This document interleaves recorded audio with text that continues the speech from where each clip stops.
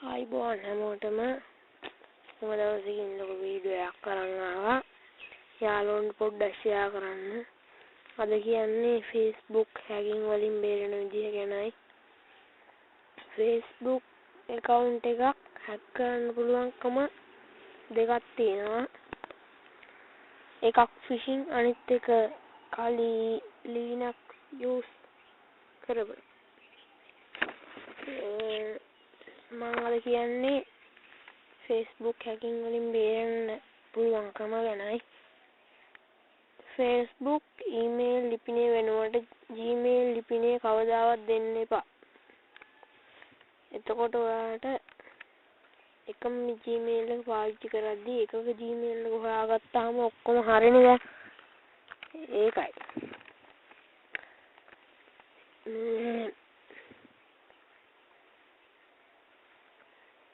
බොහෝ වෙබ්සයිට් වල දැක්කම Facebook hack කරන විදිය ගැන.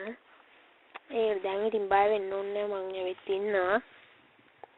මියුසික් කැෆේ වලදී කිසිම විදිහක ඊමේල් ලිපිනේ හා රහස් සංඛ්‍යා නොදෙන්න. යාළුවන්ටත් කවදාවත් දෙන්න එපා ඊමේල් ලිපිනයයි රහස් සංඛ්‍යයයි. ඊමේල් ලිපිනයක් සාදන විට ඊමේල් ලිපිනයේ සහ රහස් සංඛ්‍යයේ ඉලක්කම් හා අක්ෂර භාවිත කර සාදා ගන්න.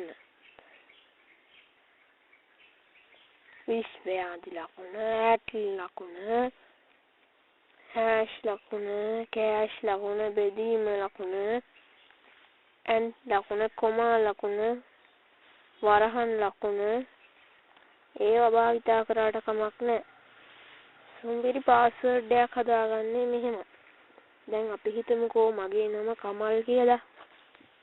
ඒක ඉංග්‍රීසියෙන් ලියාගන්නේ මෙහෙමනේ. My name is Kamal.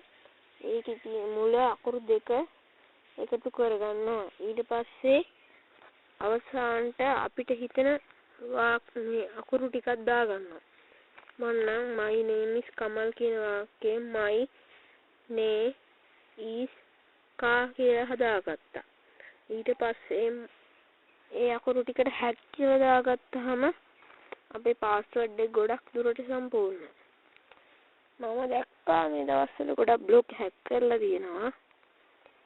මම හැමෝටම ලොකු වැඩක් බාර දෙනවා. මගේ ඊමේල් එක තමයි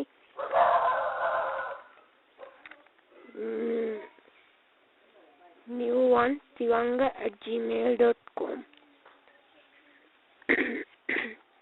මහ ලොකු hacker කෙනෙක් ඉන්නවා නම් මාව hack කරලා පෙන්නන්න. ඕන කෙනෙකුට පුළුවන් මාව hack කරන්න. මම ආසයි මාවම hack කරගන්න. hacker කෙනෙක් මෙන්න බැරි අයටත් පුළුවන් මේ chance එක අත්හදා බලන්න. ගොඩක් අය තමන්ගේ පෞද්ගලික සර්වර් සපනනවා. ඒක නම් මහ මෝඩ වැඩක් අනේ. එහෙම මෝඩ වැඩ කරන්න එපා යාළුවනේ. තමන්ට අවශ්‍ය තොරතුරුකම ළඟම තියාගන්න. තව දෙයක් තියෙනවා කියන්න. මේක නම් හැමෝම කරන මහ මෝඩ වැඩ.